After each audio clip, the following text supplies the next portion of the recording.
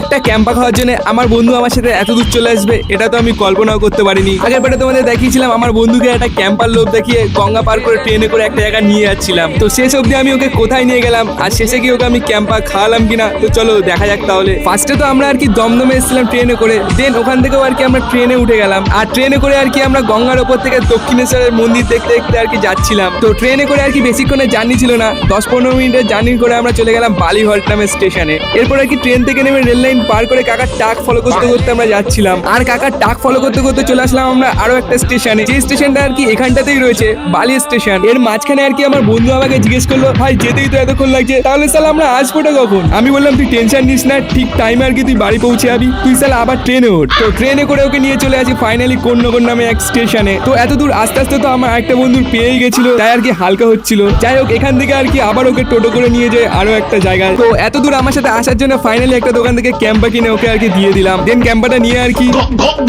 খেলো ভাই।